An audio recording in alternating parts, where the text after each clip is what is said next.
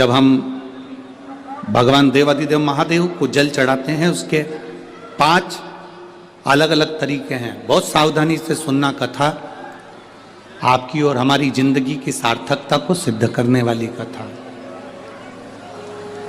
आज पंजाब की इस पवित्र भूमि पर अगर एक प्रसंग निकला है तो इसको आप अगर सुनेंगे तो आपका जीवन सार्थक होगा।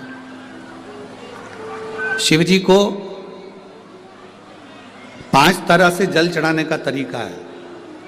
जैसे पंचामृत होता है, दूध, दही, ये सब पंचामृत के अंतर्गत आते हैं, उसी तरह शंकर जी को 5 तरह से जल चढ़ाने का क्रम वर्णित किया गया। अब उसको समझेंगे, बहुत सावधानी से समझिएगा। पहला, जल लेकर आए, सीधे डायरेक्ट शंकर भगवान के शिवलिंग पर चढ़ा दिया। ये प्रथम जल का चढ़ाने का तरीका। दूसरा,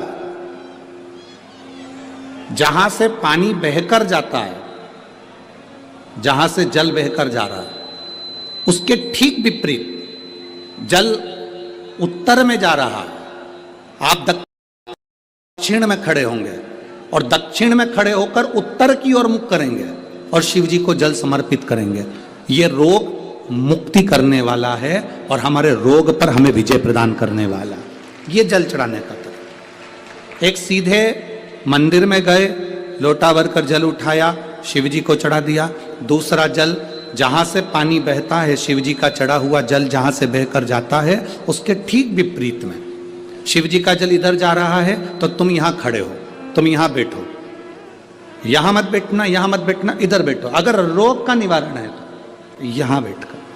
तीसरा, अशोक सुंदरी से जल चढ़ाते चढ़ाते शिवलिंग तक लेकर जाना और शंकर भगवान के शिवलिंग पर पूर्ण जल समर्पित करना। ये तीसरा तरीका। ये कार्य सिद्धता के लिए। हम जब किसी से आस ना लगाकर परमात्मा से विनती करते हैं तो वो विनती करने का तरीका। तीसरा। चौथा, शिव जी पे चढ़ा हुआ जल 5 जगह पर समर्पित करना। गणेश जी, कार्तिकेय, अशोक सुंदरी, शिवलिंग और जलाधारी। ये चौथा क्रम है। जब शिव जी को हम जो जल चढ़ाते हैं, उसका एक तरीका भी हमारी जिंदगी में अगर हमने उसको स्मरण में रख लिया तो हमारे कार्य की सिद्धता को सिद्ध कर देता है, हमें सफलता की चल जाता है।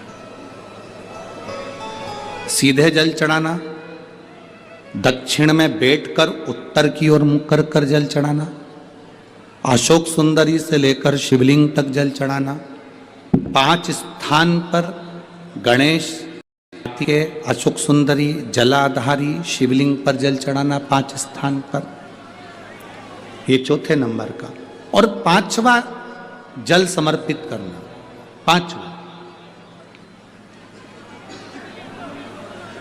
5वें नंबर का जल।